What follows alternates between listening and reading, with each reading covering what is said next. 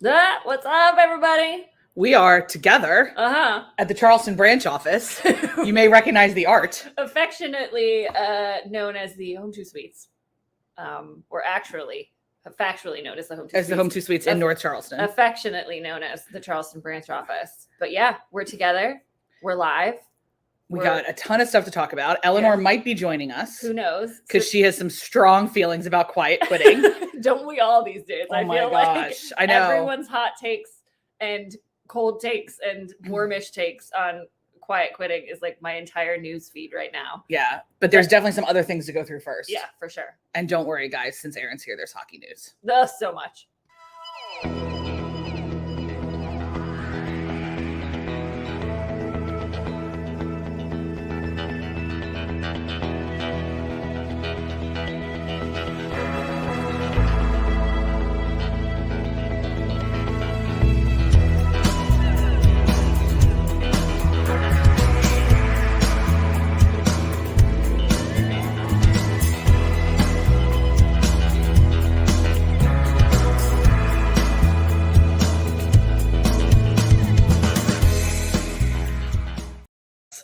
Hi. We're back. Hi, friends. Hi, Jay. Jay wants to know what quiet quitting is. We'll get to it. Oh, girl, don't you even worry. Oh, girl, we have things. It is just doing your job, I promise. But first, let's talk about Vietnam. Yeah. Because I'm so excited about this. The very first time in Vietnamese history, honestly, they have not classified being queer as a mental illness. This is fantastic news for Vietnam, for local cultures, for Vietnamese diaspora. We are so thrilled that this is the truth. It's a huge paradigm shift. I'm quoting from the Guardian article, which of course means that it's still going to be messy and people are still going to be harassed and things are still going to be upsetting. So the journey is not over by any means, but this is massive. Yeah. And we're really, really thrilled for our friends and neighbors in Vietnam. I know. Super exciting news. Not exciting news comes to us from Axios. Which I find really important to just spend a couple seconds on, which is that they have found that parental leave benefits have gone back to pre-pandemic levels. We were curious about this when everyone started getting really generous during COVID, especially in the United States, whether that was going to be a pendulum swing, or if people were going to realize that they could, in fact, be this generous and not lose money. But my guess is because of some other factors like supply chain issues and reshuffling, resignationness of it all. Yeah, they perceive they cannot afford to be generous with paid parental or family leave. Yeah. And so this is happening. Definitely check out all the stats in the organization. A reminder to everyone watching us from around the world, the United States has no legalized parental leave at all.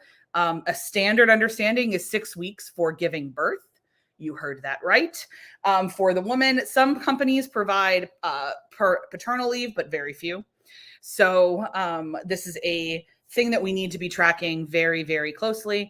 So thanks, Axios, for doing this research. Yes, it is alarming.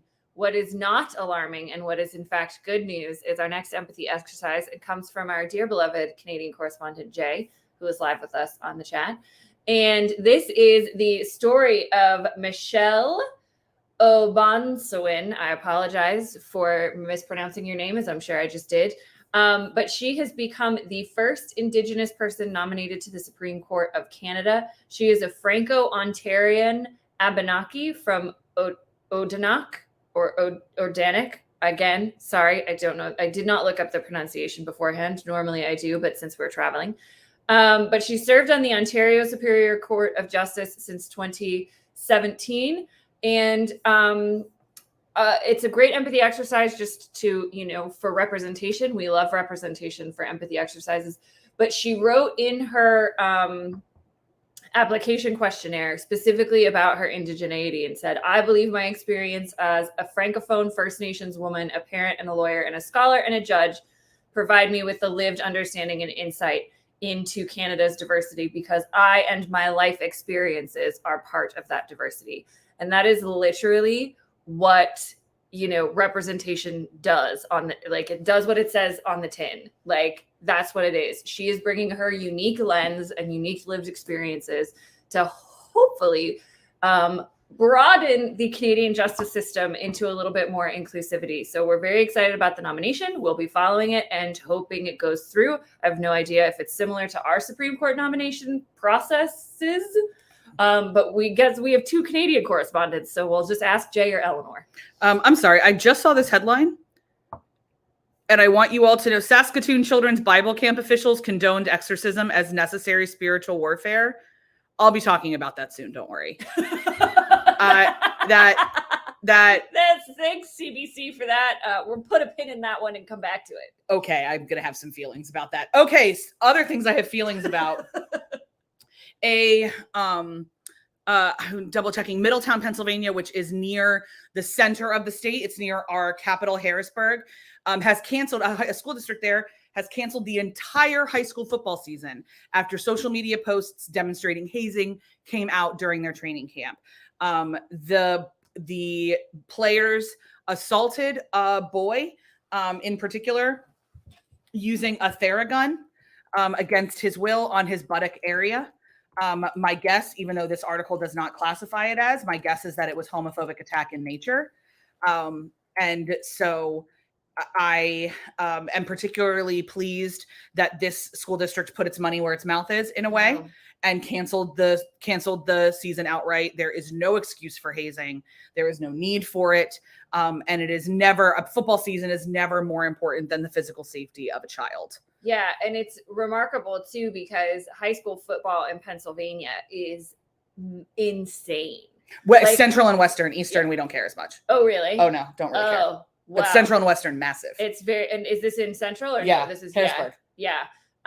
So parts of Pennsylvania, it's nowhere near like Friday Night Lights, Texas level, but in parts of Pennsylvania, high school football is massive, utterly massive. And so to do this impacts the whole community, it impacts economies, it impacts a lot of stuff. And to choose the safety over the students over all of those other factors, including making, and then this would be a revenue generating stream as well. It's like we cannot understate how significant a decision this is, so we applaud them for doing it. Before I move on, Jay, I want to know if you're proud of me for understanding that SASK was Saskatoon. If I could get some confirmation that you're proud of me. It could be Saskatchewan. It's entirely possible. I just love saying the word Saskatoon. It did. Oh, thank God. Yeah. Okay, Erin's got more hockey news. I'm going to step away for 2 seconds. Yay, hockey news. This is literally because Kristen found a bunch of articles and they were all in the empathy exercises. And I was like, I need to find some. And then I went on Twitter and I found several. So this is a wonderful profile in the New York Times of Canadian hockey player, Sarah Nurse. So if you haven't heard of her, she is a Canadian ice hockey player. She's the first Black woman, she's technically biracial, but still first Black woman to win Olympic gold in women's hockey. And it is a wonderful story of her. Yes, Jay, I know. We love Sarah Nurse, don't we? Super exciting profile. She's the first woman ever on the cover of the new EA Sports game, on the cover of the hockey game, the NHL hockey game. So that's always a big deal whenever the covers come out for the actual for individual sports. And Sarah was on the cover of that as well, which is super exciting. But it's a great profile. It's a little bit of a longer read. It's about growing up. She's a daughter of Trinidadian immigrant and her mother, whose lineage traces in Canada for a very long time. But she talks about being a woman in hockey, which is a male-dominated sport, and being a biracial and Black woman in women's hockey, which is a very white sport. And how she wasn't really comfortable talking about her race and some of the experience she's had. She was a woman's, she played hockey at the University of Wisconsin, which has a fantastic women's program that's been coached by Mark Johnson, who was on the Miracle on Ice team. Oh, I know. He's been their head coach for quite some time. And so they have like a pedigree of a really, really great program. And she talks about like racial discrimination she faced at Wisconsin, or like, instances where apparently, and this is crazy because I read this just now in the article, there was an incident at a University of Wisconsin football game during the 2016 election cycle, where a person dressed as former President Donald Trump was pretending to lynch a person dressed like Barack Obama. Right? Why did we not hear about this? Wisconsin, I'm looking at you. But yeah. I am disturbed. So that is like some of the, as we say here at Abbey Research, some of the soup she was swimming in at Wisconsin. And for a long time, she kind of grew, she wasn't comfortable talking about it. It's really hard for athletes of color to speak up in very, very white sports about their experiences. And so I just want y'all to read this and learn about Sarah Nurse. Even if you don't like hockey, it's a great story. And we will keep cheering for her as she goes on to like dominate the flippin' sport. Yeah. But yeah, it's an empathy exercise in understanding that people of color play ice hockey, because they do all the time. And also B, recognizing kind of the emotional labor. Yeah. When you're that marginalized in a situation, in a workplace environment, how hard it is and how much emotional labor it is to both put up with systemic racism and also get to a point where you might feel comfortable talking about it. So I'll also say the hockey podcast that I listen to, which is the Athletics hockey podcast, had a really fascinating conversation about her being on the cover. And that one of the points they brought up, if you're not a video game sports player, you may not know this, but lots of people get into the sport because they play the EA game. Yeah. So lots of people got into football because they played Madden. So this is a really good, and lots of girls play video games. And so this is a great way as well. It's not a small thing, like Erin already said, but I wanted to unpack that just a little bit further. Yeah. That she's sharing the cover with a second-year player from, I don't remember his name. I don't remember his team, but I can see him. Jay will tell us in a moment. I can't remember his name or his team, but I know his face. But like he had a really great rookie year, and he has been very, very vocal about it not being a slight, that he's sharing the cover. He thinks it's wonderful. Yeah. So this has been really great. Especially Trevor Zegras, the Mighty Ducks. Thank you. It was Anaheim. I knew it was a California team. Thank you so much. The Ducks of Anaheim. Michigan goals. Yeah. So, I mean, it's a remarkable thing to have that on the cover and for her to be the first woman. Yep. On a hockey cover. And I love that it's a Canadian. I can't lie. I love that it's a Canadian because like as a new hockey fan, we spend way too much time. NHL prioritizes American fans a lot. And so I really like it when there's a Canadian on there. So that was exciting to moi. Speaking of women of color, this comes to us from our Texas correspondent, Cheryl, who let me know that last week, a all-black, all-female American Airlines crew flies from Dallas to honor Bessie Coleman. If you don't know who Bessie Coleman is, she was the very first Black woman to earn a pilot's license.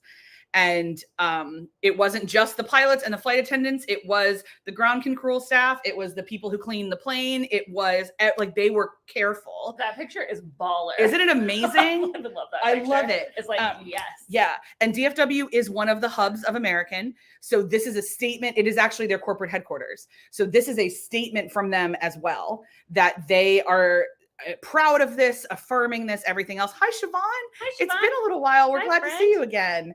And so I really, really love this story. And I love a good reminder of all of the different roles, A, it takes to fly a plane. Right. And B, all of these incredible, powerful Black women that are stepping into Bessie Coleman's footsteps in various ways, whether they be pilots or support staff. Just really, really exciting. Oh, that picture just gives me life. I love it so much. The other thing that gives me life is this story by Shireen Ahmed, who is a woman Muslim sports reporter in Canada. I mean, that's a lot of intersections. Go Shireen for stepping into that role. But she's a reporter for CBC Sports. And I saw her tweeting about this particular player for the Colorado Avalanche, formerly player for the Colorado Avalanche, sad. Nazem Kadri. I'm still grieving. I'm sorry. I'm still grieving. Who had his day with the Stanley Cup the other day. For those of you who don't know, when you win the Stanley Cup in hockey, every player gets a day with the Stanley Cup. They go to their hometown, they have a parade, all this kind of stuff. Some of the very best hockey romances involve days with the cup. So good. So good. Yeah, they do. So Naz's day was over the weekend.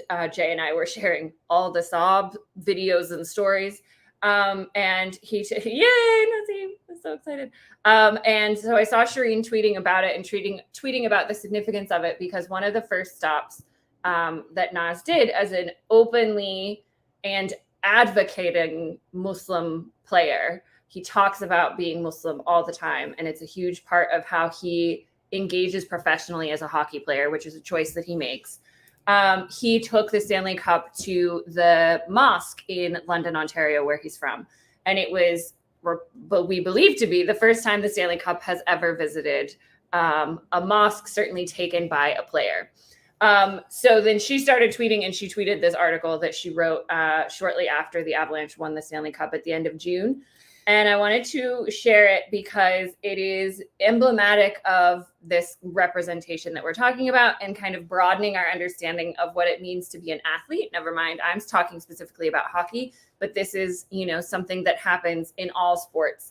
And so it goes into, we've talked about Naz several times during this season, just because he faced a lot of Islamophobic and hate, online hate for being a hockey player, basically. But it was specifically Islamophobic, anti-Muslim hate that he faced for incidents involving him being a hockey player. Yeah. And so this, again, similar to Sarah Nurse, talks about how difficult it is for him. But the one line that I wanted to highlight was towards the end, where she says, "Hockey loves homogeneity, and Kadri is not that. The Avalanche's victory is a victory not only for him and his family, but also for his community." And I love that, because I always say I was a hockey fan from the womb, because my mother took me to hockey games when she was pregnant with me. It's a very white sport. It's been dominated by white men. And then women's hockey came in, and mostly white women. He is not the first Muslim to play hockey, not even in the NHL, but he is probably the most well-known one and the most vocal, particularly in speaking out about instances of hate.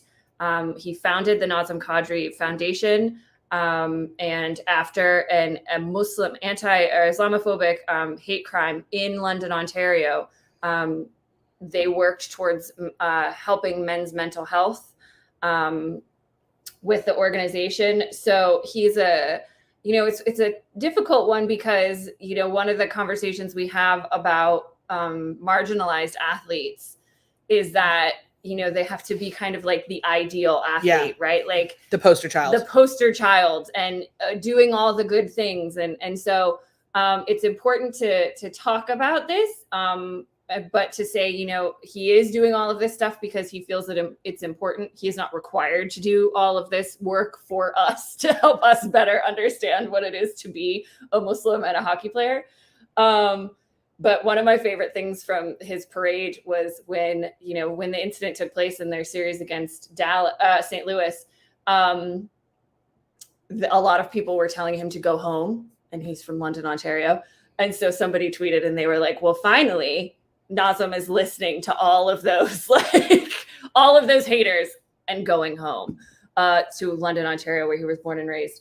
But yeah, it's an exciting thing to talk about. And just the visual, to me, it was very emotional. I know Jay and I were both crying, watching him walk in and out of a mosque, and pictures in a mosque with a Stanley Cup. It's not something I've ever seen in my lifetime.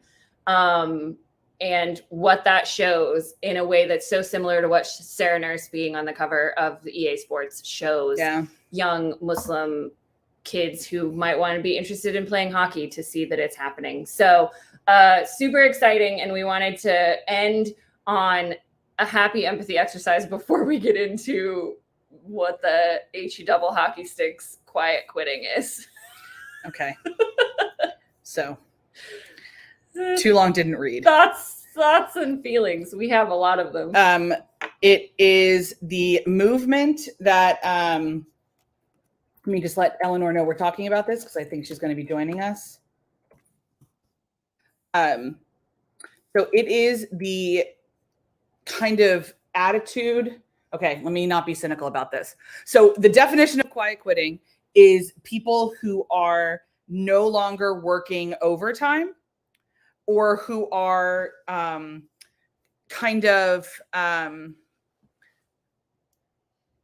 honestly like having more, I mean, I can't Boundaries? not be like they're only doing their job and nothing else, which is unique because for a long time everyone has been asked to do way more than their job. Yeah. And as I said in a LinkedIn article the other day, the most abused phrase in business is duties as otherwise assigned. Yeah. But Eleanor is who brought this to our attention, and she has some feelings with capital Fs. So Eleanor, welcome. Hi. I cannot hear you. Oh dear. Oh, I am muted. That's why. Okay, go ahead. Can you hear me now? We can indeed. Excellent. Okay. Hi. I was Thank you for watching having videos me. at the airport. So welcome to your first empathy exercises live. I'm excited. I've been like behind the camera a few times because you were at my house. Now I'm on camera. Okay, so take it away. Why don't you tell us what the problem with quiet quitting is? Yeah, I don't know. I was a business owner for 10 years and I had staff for almost all of that time. So this one just it gets me right in my core. But yeah, it's kind of like the Gen Z version of work to rule. But I think that there's like a critical difference. With work to rule, the idea was it was a protest to your employers that there was something about the employment situation that they didn't like. And so employees were limiting themselves to the absolute bare minimum that they could do and still reasonably be called doing their job. So some examples would be, like nurses not answering the phone because that's like a reception thing, but oftentimes nurses do answer the phone because it's such a busy desk that lots of people are doing that, but they'd be like, I'm just doing my nursing duties, or teachers not doing class prep on evenings or weekends or stuff like that. And the idea was to get something to change. And so it was a protest. Nobody would sign up for overtime. Nobody would like sign up for special extra assignments or anything like that. Yeah. But quiet quitting, I even don't like it being called quiet quitting because to me, it's just setting boundaries. Like this isn't even a protest. It's a way of saying, I'm going to do my job that you're paying me to do. And I'm only going to do my job. And those are my boundaries. And I'm not going to check my email on weekends, which people shouldn't be doing anyway if they're not getting paid for it. And I'm not going to, stay till 9 p.m. to get an assignment due that I can come in and do tomorrow. And it seems to me like what this is actually an effort for is to remind people that your job is not your whole life and you should have a life outside your job. And if your employers don't respect that, then that is a serious empathy problem. Yeah. And I think like I was scrolling back into our Slack when we started talking about this because Eleanor was like, have you talked about this as an empathy exercise? And I was like, no, but we can. And here's 7 paragraphs of Eleanor's feelings. I was like, okay, so we're talking about it. Word vomit from Eleanor, which is, why we have a Slack and why we're a team, so that we can word vomit to each other and not into the void.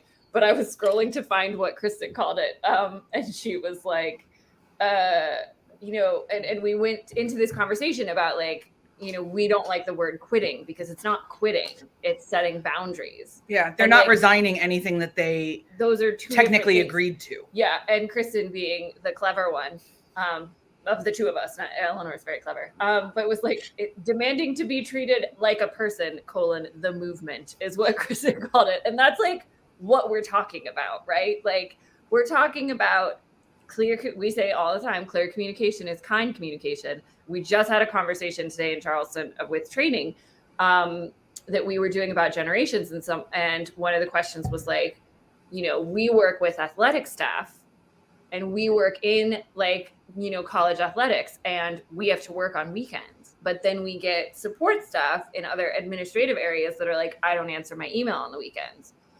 And we were like, cool. So it's cool to set boundaries, but you also need to communicate to them that like sometimes your work happens on a Saturday. And is there a way you can, get them in an emergency when you need an answer? So it's about communicating boundaries and setting respectful ones, which is different than kind of the work culture we've been operating under for a long time, which is, other duties as assigned means I can take advantage of you because you want a job and you want, career advancement, et cetera, et cetera. And I think we talked about this a little bit in the Slack too. The area, like one of the kind of categories of employment that is the worst at this is tech startups. And the like kind of bro tech Silicon Valley culture that even like entrepreneurs in, Philly seem to do sometimes is this like, it's a founder, you're part of a movement, we're changing the world, you have to, and every time someone says that, I just get flashbacks to like Theranos. Yeah. And I'm like, you're not actually like, we're valorizing like sleeping on the couch Mhm. and eating, and like every romance I've read or every novel I've read where somebody's a tech startup, like they're eating out of, takeaway food containers and staying up all night trying to crack the code on something. And it's romanticized in a way that is unhealthy to maintain. And it might take that to start up something like that, but that doesn't mean that's the culture you have to adopt once you've started something. Or that everybody in that culture has to participate in that. Because that was the point you brought up, Eleanor. Like they have this perception that everyone cares as much as they do. Yeah. I think that's one of the critical things, especially when you have founders who end up being managers, managing owners, or they are, heads of departments and stuff, and they end up with a bit of founder syndrome. They're struggling to let things go. But also what I see a lot of them failing to recognize is that when you have any kind of ownership in a company, you are being financially compensated for eating takeout and sleeping on a couch for 6 months while you try to solve this problem, because ultimately, obviously it's a gamble, it's a high risk situation, but you are investing in something that you're hoping will pay out for you. So when you have ownership 10 years down the line, if your company took off, you might be worth millions, but you can't ask the same emotional contribution from an employee who they're not getting compensated for any of that. If you're not paying them for overtime, you're just saying, aren't you like proud to be a part of this? Aren't you excited to like contribute to such a cool idea? I'm excited. And it's like, great, but like, it's totally reasonable for your employees to just be there to pay their bills and feed their kids and get on with their life. And it should not be a work requirement that they feel as emotionally invested in a company that you could potentially make millions off of someday. I think I said like they want the part of capitalism where they could make a huge amount of money off a single seed of an idea, but they don't want the part of capitalism where their employees are literally just there to get a paycheck. But like that should be okay. Being an empathetic leader is understanding why your employees are there and what they're getting out of their job.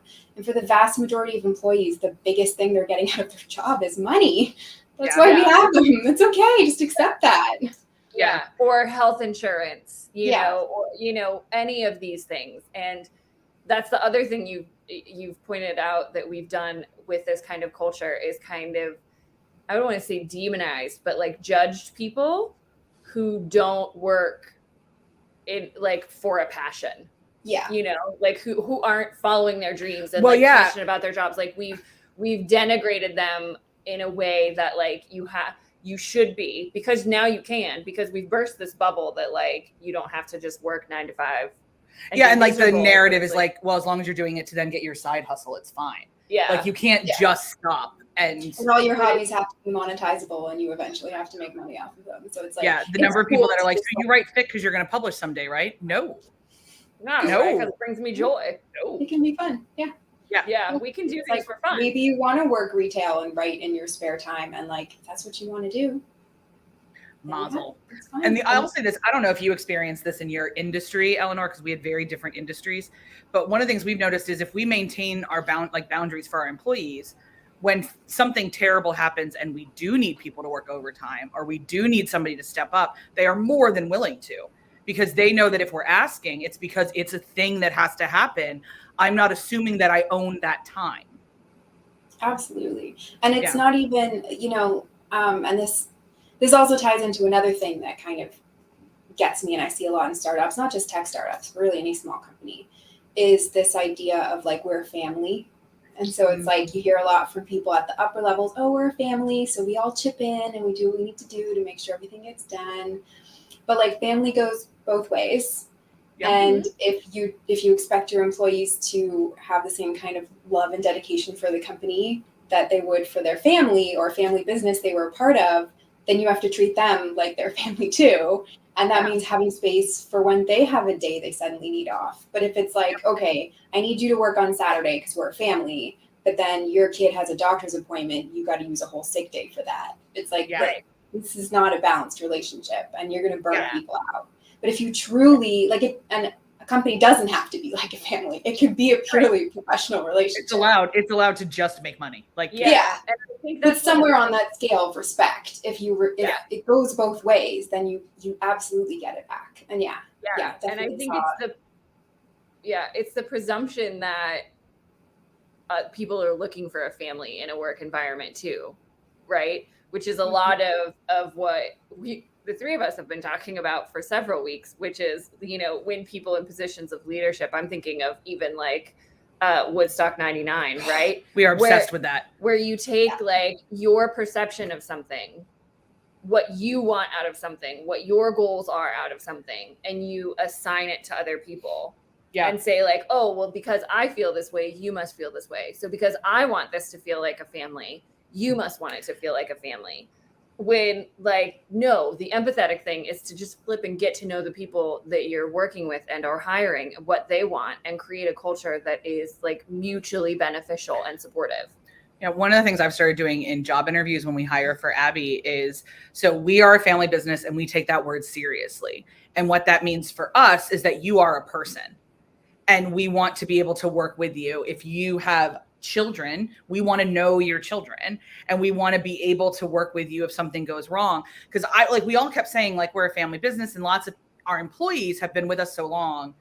They, especially at Color and Products, they just refer to us as a family. And I was like, and a couple of years ago, I realized that we were using that word in the way that I think is healthy and allows people to opt in or out. And it's pretty much just saying, because we treat it like a family, this means how we're going to treat you. We don't expect, anything back. And I was like, oh, I should define this for people, because I don't mean like the toxic, you have to work 24 hours a day. Like we have taken our employees' emails off their phones, because my brother and I say all the time, we're the only ones whose names are on this building. And we signed up to make massive sacrifices with our nuclear families. You did not. Yeah.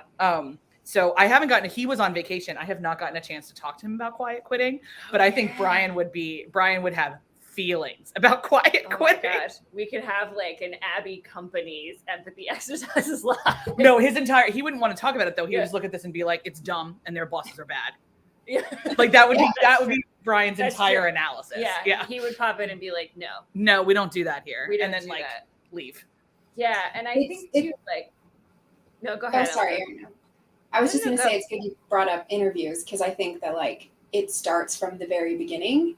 And so much of this is about actually giving people the boundaries of their job.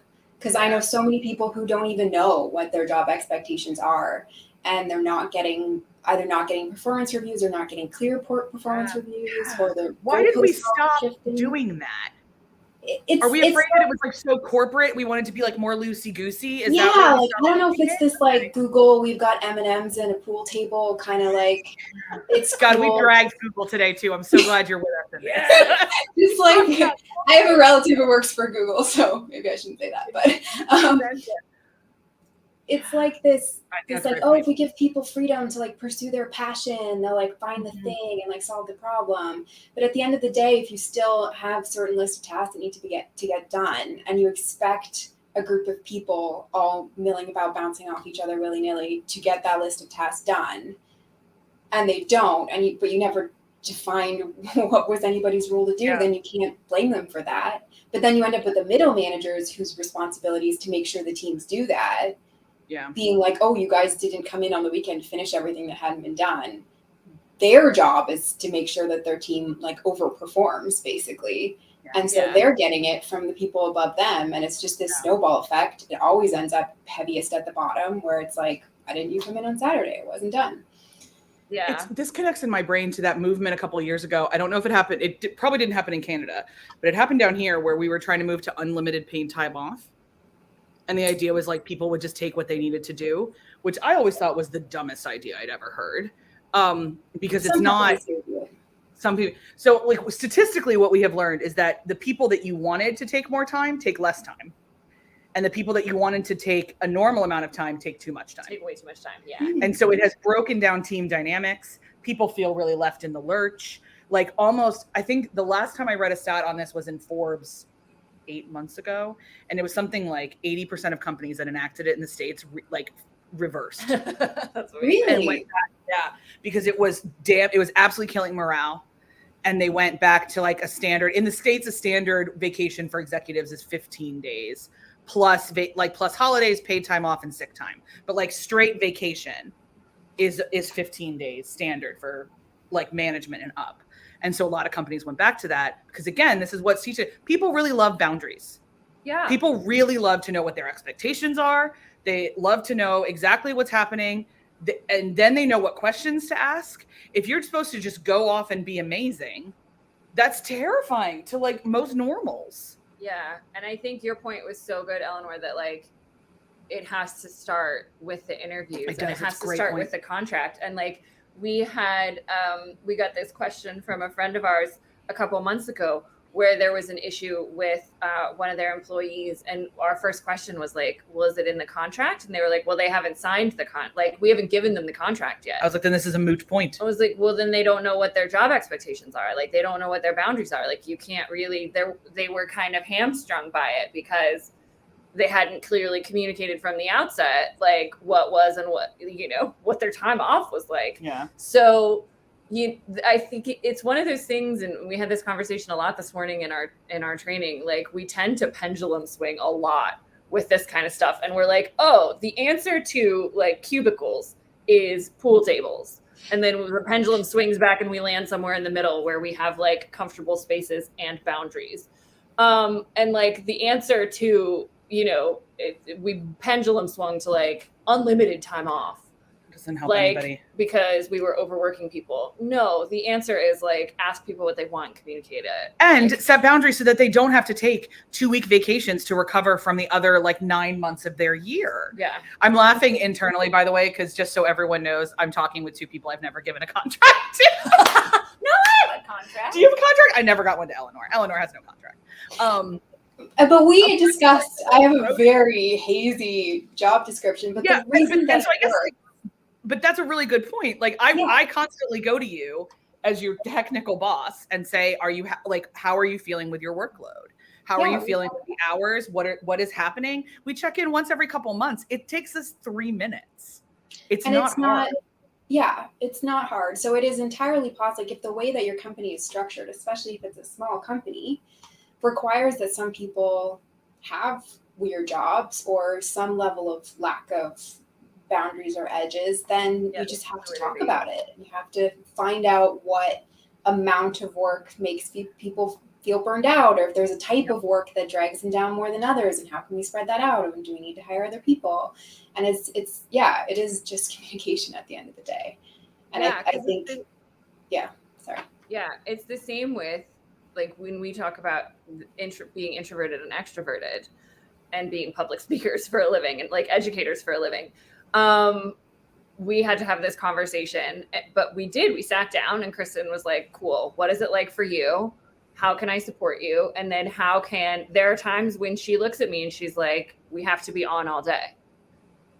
Like, but I can give you tomorrow morning to like recharge. So she understands how I work. I understand what my expectations are. We work around planning so that we get the work done. We get the rest that we need. And like people are like, oh my God, how do you guys do that? We're like, we talk about it. Like we know each other. We talk about it. And it's a two-way street. Yeah. As managers, you have to talk to your employees and say, what do you need? Here are your expectations. Here's the feedback. And then as an employee, you have to say, I'm finding this really hard. This is taking more time than I thought it would be. This is too many hours. This is not enough hours. I have had in the past employees who didn't communicate that. Oh my God. We've had that too. And I just stare at them and like, I'm not a mind reader.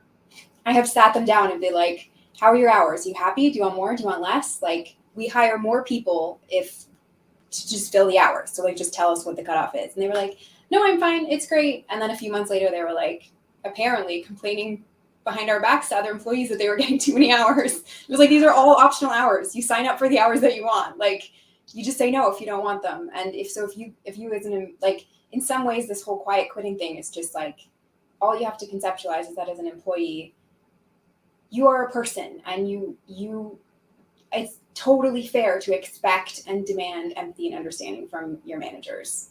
And that if you have boundaries you have to set that don't work with the company and they refuse to honor those, if you can, that's a sign you should look for another job.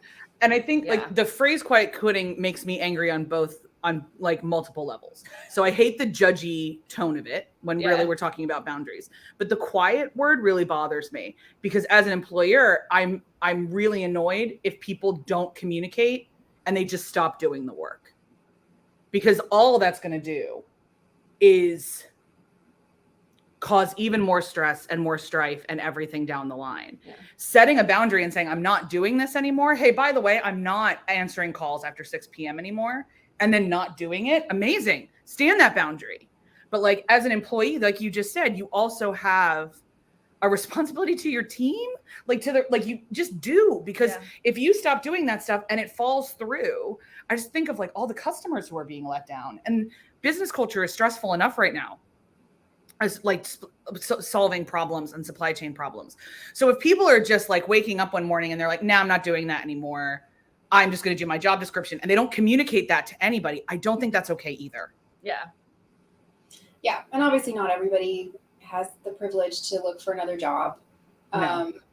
But even just like the original TikTok videos and whatever aren't really targeted as much to that kind of worker. But you know, if you can't go to your boss, you can try going to your boss's boss. You can go to HR. You can talk to the rest of the people on your team and say, are you having this problem too? I think that even if if your immediate boss isn't immediately overcomable in some way, at least your team can work together to try and help find balance for everybody and respect each other's boundaries. Like, okay, none of us will send emails on the weekend. And then so it's like the only emails you would get would be, you know, from your boss or from other departments, stuff like that. Like, you know, in a perfect world, we all have great bosses, but some of it is coping skills too. Yeah, being able to communicate, being able to speak up for yourself and realize that, like, you know, you don't have to accept in a situation that's not working for you. But like you said, the answer is not just stopping and not telling anyone that you're stopping. Because honestly, because the other thing I think about is like, then they're just going to fire you. And that, like, there's more negative ramifications, I think, as to not even trying to have the conversation. Now, if you are in a company like you can't talk to literally anybody, please look for another job. Like that's a huge sign of a toxic culture. So please put your feelers out and talk to a career coach, or there's a million recruiters out there right now. So, but I think this phrase feels very clickbaity, and I hate that. And I know it's clickbaity because it's all over my LinkedIn. You know, it started on TikTok, so. And I will say it started on TikTok very specifically with the tone to like eschew hustle culture and to stop, like to find work-life balance. Like that was definitely the original vibe. But then it did get connected to work to rule at some point, which is very much a protest. Yeah. Okay. And I didn't know that piece. I'm glad you brought that up. Yeah. It's in this piece that she shared with us. I just didn't read it through either. Me neither. And then I was skimming and I was like, oh, that's what she's talking about. Yeah.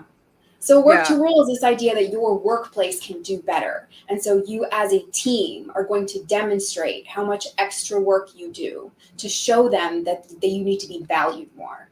And value can be like a direct compensation for extra work that you do. If you love your job and you feel very valued and supported, maybe you're okay doing your lesson plans after school.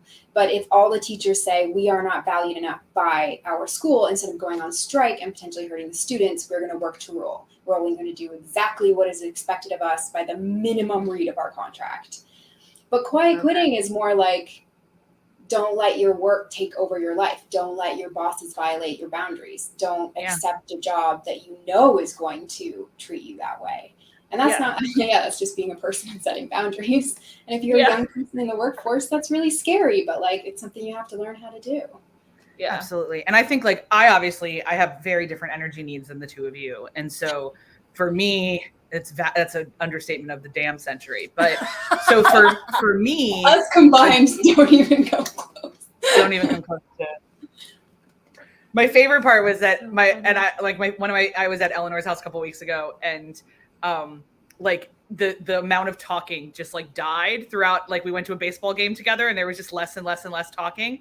And I was like, I have sapped Eleanor's energy like a succubus. Like I have like, taken everything from her. It's like that SpongeBob meme where he's all dried out. Yeah, exactly. Great, but I'm so dehydrated now. I mean, like, and I understand that as a friend and as a team member and as a boss and everything else. But so for me to have a job that's like 70, 80 hours a week, and I'm expected to work at night or on weekends, doesn't stress me out as much, as long as I feel valued in that. I can push back sometimes and say, hey, I can't do that right now. I have different needs, whereas like that is not okay for either of the two of them. And so some of it too is learning your own needs. Yeah. Like if you're listening to this and you're like, I don't want to set boundaries at work, I would ask you, are you sure you don't? Investigate. Maybe you still need to set something, but you don't need to set as extreme as some other people. And that's not a judgmental thing. That's just a knowing yourself thing. Yeah. Yeah. And as a manager, you don't want to assume that your way is like another great interview question. What makes you feel valued? What makes you feel compensated besides money? What can we do that will make you feel like extra time and effort you put in is appreciated? And it's like for some people, Friday pizza party makes them feel valued. For some people, that's social torture. And they want a gift card to skip the dishes to buy their own dinner some night. Yeah. Yeah. 100%. And like, you know, this whole, obviously we're doing empathy exercises live. That's what we do.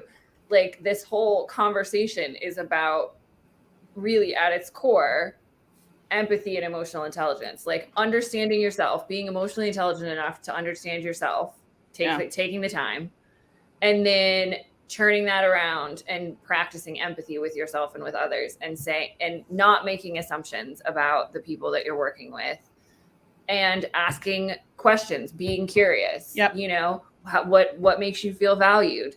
How do you process energy? Like what makes you tired out of work? What drains you? What, you know, pick a phrase or whatever. What motivates you? What energizes you? So that you can learn, you know, that you have a human person in front of you that is a unique constellation of attributes, and you kind of have to learn who they are and how they tick.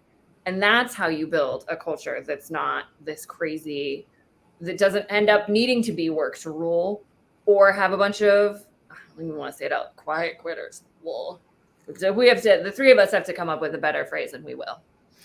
Yeah, it's because it's setting your boundaries without telling anybody what they are. Which is not okay. That's not TikTok friendly to say. We'll think of that one. And maybe I'm like the hard ass owner put that here. in the tumble dryer. Yeah, maybe I'm the hard ass owner here, but please don't set your boundaries and not tell me your boundaries. Yeah. Like please don't do that. That will keep me up at night, and I don't need something else. The other thing that I would like us to talk about, and maybe Eleanor, you can pop back another time in a couple weeks, is this thing that job placement people are doing right now, where they say it's a remote position, and then the people get on the interview and it's only remote like 1 day a week, and they're expecting people to move. Any line, like clickbait, what I think of as clickbait job ads that have anything in them that are designed to just get you in it. Like, what is it you think once I'm in the interview, I'm hooked? Like, no. People need to learn to say no to jobs too. You can say no. Yeah, exactly. People can say 6-hour interview and still say no. You can spend 6 weeks doing interviews with like 9 different people at the company, and they can give you a job offer, and you can say, no, thank you. Academics do it all the time. So our applications are like 6 months long. So so we will definitely hoodwink Eleanor into coming back, because obviously she's an excellent conversation partner. Thanks for joining us, dear. And we are going to wrap up this empathy exercise. I don't know what next week is going to look like. I'm at a conference with not any time flexibility. So we'll be talking about what next week will look like. And it probably just be me doing empathy exercises. Who knows? So I'm going to be at FinCon in Orlando. So if you happen to be watching this and you're in Orlando, let me know. and would love to see you. We will not have Clubhouse this week because of some personal life and travel things. So because of boundaries. Because of boundaries. How healthy. How healthy. And because I need 3 crowns in the front of my mouth, and it can Well, only happen on Fridays. I was letting you decide whether or not you wanted to disclose the reason, but boundaries. Boundaries, yes. My teeth are terrible. So I'm getting that fixed on Friday. Yay. Very exciting. But we will have everything we were going to say on Friday is going to go out in our newsletter on Thursday.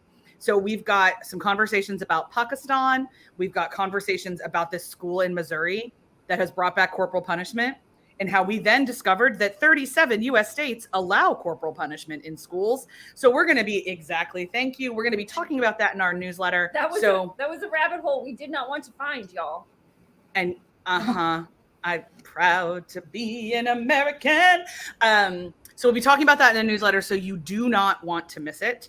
And we're in August, which at the end of August, which means that next month is September, which means that our YouTube starts kicking live again next month, really next week. So you're going to want to join us. Colonizers World Tour kicks off again with coverage of the half island country of Haiti. Half island nation. We've got a couple weeks left but a couple weeks left to Handmaid's Tale, but we've also got conversations about Woodstock 99 that will be going up soon, and a brand new reformatted podcast. So again, all of those are reasons to be on the newsletter. Make sure you are. As we're signing off, Siobhan said, enjoyed learned a lot about trying to have work-life balance without the guilt. So glad you can join us in that journey. I am still struggling to have it without the guilt. And it's really difficult, and we're all in it together. So replay crew, we'd love to know what you learned. And we'll see you guys next time. Bye.